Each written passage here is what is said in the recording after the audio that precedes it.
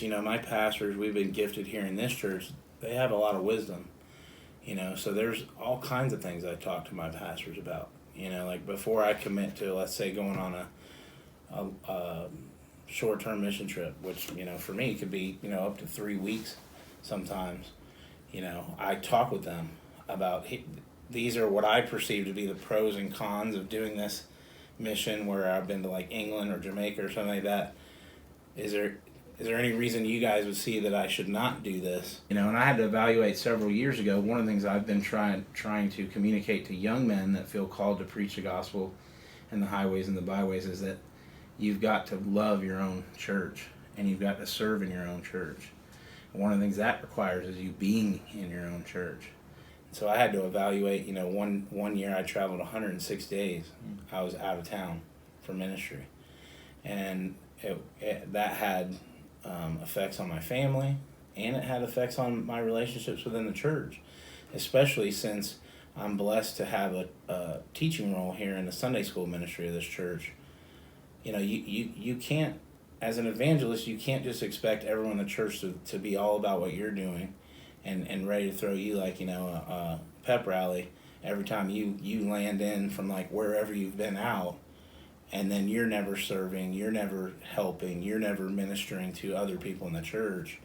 It's a give and take relationship within the church. It's not just take. But we sort of live in this culture now. I think the world has informed a lot of that. We're consumers, mostly. But I think the scriptures would say things to us like it's more blessed to give than to receive. That's not just like talking about money or something like that. It is that. But it's also speaking, I believe, about the giving of ourselves. And, we're constantly called to, in the scriptures, bear one another's burdens. All these one another's in scripture. Well, you just simply can't do that if you're not present. So them helping me kind of see, if I could plan out 100 days of out-of-town ministry, they're going to be the ones that would help me sharpen. Okay, well, maybe you don't really need to do this trip. Maybe this one would be more profitable. Maybe do this thing, not that. So that's another benefit for me, is just someone who can help me, wrestle through those things.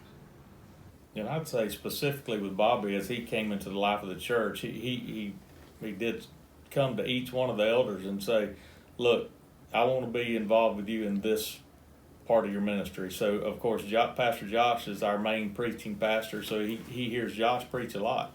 He came to me and he said, I want to be in your men's discipleship group. So for the last 4 years, we've been in a small book study together with some other men. And he also went to Pastor David and said, I'm going to be in your Sunday school class.